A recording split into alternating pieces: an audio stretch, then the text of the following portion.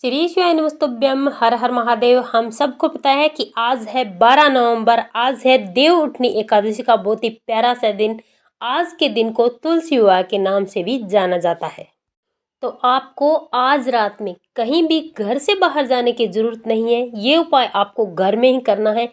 आज रात आपको तुलसी पत्ते के साथ एक छोटा सा दीपक अगर आपने अपने घर में जला दिया तो साल भर श्री हरि भगवान सत्यनारायण की कृपा, माता लक्ष्मी की कृपा आपके घर पर हमेशा बनी रहेगी। माँ लक्ष्मी स्थायी रूप से आपके घर में निवास करेगी। तो बहुत ही अच्छे तरीके से समझाऊंगा, वीडियो को पूरा जरूर देखना। परंतु उससे पहले अगर आपने अब तक चैनल को सब्सक्राइब नहीं किया तो चैनल को सब्सक्राइब करें और कमेंट बॉक्स में श्री हरि जरूर लिखें। तो चलिए अब बात करते हैं इस उपाय की कि आपको कब, कैसे और कहाँ करना है, किन चीज़ों की आपको इस उपाय में आवश्यकता पड़ेगी। सबसे पहले आपको लेनी है हल्दी। जब भी आप श्री हरि, माता लक्ष्मी, जब भी आप तुलसी के निमित्त कोई भी उपाय करते हैं तब आपको खड़ी हल्दी लेनी है और उसे पीस कर पाउडर बना लेना है।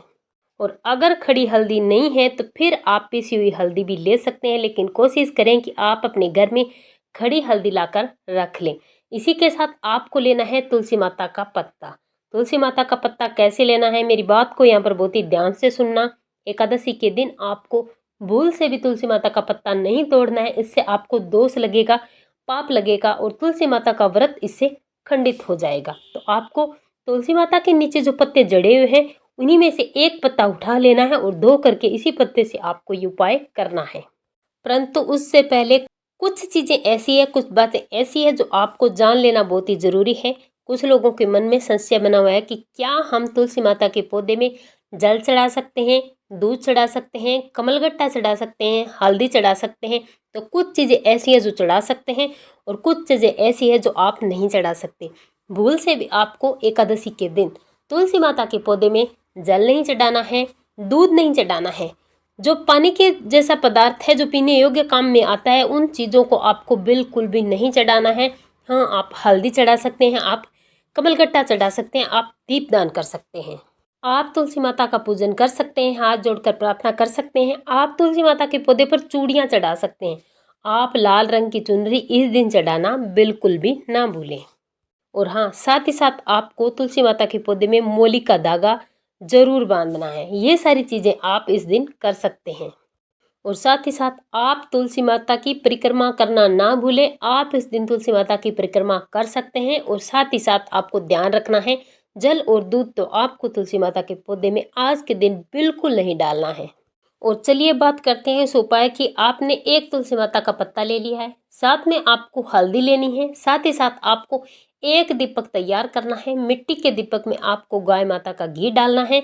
एक गोल बाती का दीपक आपको तैयार करना है और इन सारी चीज़ों को लेकर आपको चले जाना है अपने घर में जहाँ भी तुलसी माता का गमला है, तुलसी माता का पौधा है, वहाँ पर जाएं। अब सबसे पहले आपको करना क्या है, वहाँ पर जो पत्ता आपने लिया है उसे रख देना है। रखने के बाद जो हल्दी आपने ली है उस हल्दी का आपको पेस्ट बनाना है। अब इस हल्दी की एक बिंदी आपको इस पत्ते पर लगानी है। ओम नमः भगवते वासुदेव मंत्र का जाप करते हुए तुलसी माता के पत्ते पर हल्दी की एक गाढ़ी सी बिंदी आपको लगानी है। ध्यान रखना, सूखी हल्दी की बिंदी नहीं लगानी है, हल्दी को गीला करके ही आपको बिंदी लगानी है। इसके बाद इसी पत्ते के पास आपने जो दीपक लिया है, गाय माता का घी डालकर गोल बाती का, उस दीपक को रख देना है। रखने के बाद इस दीपक को आपको प्रज्वलित करना है ओम नमः भगवते वासुदेव मंत्र का जाप करते हुए। इसके बाद आपको एक कमलगट्टा लेना है और इस कमलगट्टे को आपको इस दीपक में डाल देना है अपनी मनोकामना करते हुए। भगवान हरि से, माता लक्ष्मी से अपने घर में विराजमान होने के लिए, अपने घर में अन्न धन के भंडार भरे रखने के लिए, पैसे की बरकत के लिए आपको प्रार्थना करनी है। जैसी भी आपकी प्रार्थना है और प्रार्थना करते हुए एक कमलगट्टा इस गोल बाती के दीपक में डाल देना है।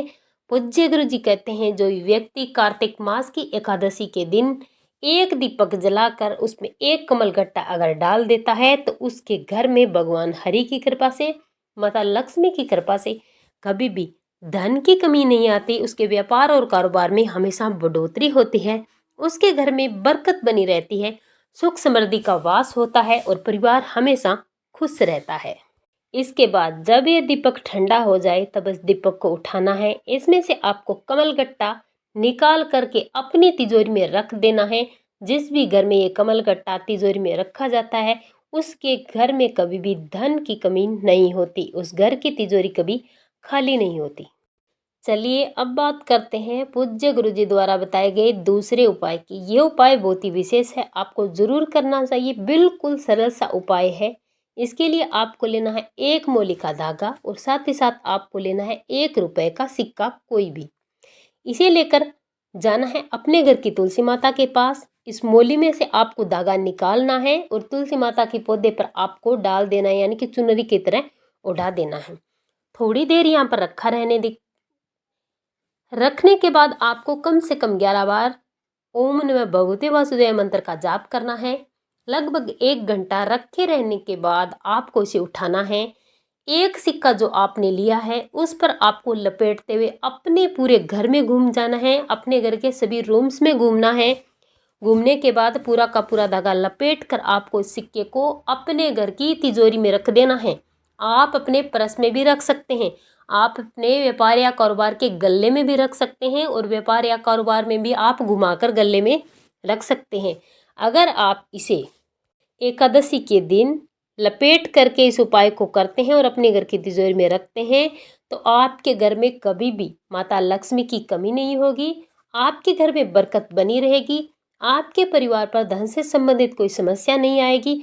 और अगर आपकी कोई मनोकामना है जो काफी समय से अधूरी पड़ी है और अगर आप ये मनोकामना इस उपाय को करते हुए करते हैं तो आपकी सारी मनोकामनाएं पूरी जरूर होती है। और अगर आपके घर में कोई भी नेगेटिव एनर्जी है और अगर आप उस मनोकामना को करके इस उपाय को करते हैं तो आपके घर की सारी नेगेटिव एनर्जी दूर जरूर होती है। आज की वीडियो में हमने आपको 2 महा उपाय बताए हैं। अगर आपको उपाय पसंद आए तो वीडियो को लाइक करना, शेयर करना, चैनल को सब्सक्राइब करना ना भूलें। जय श्री हरि।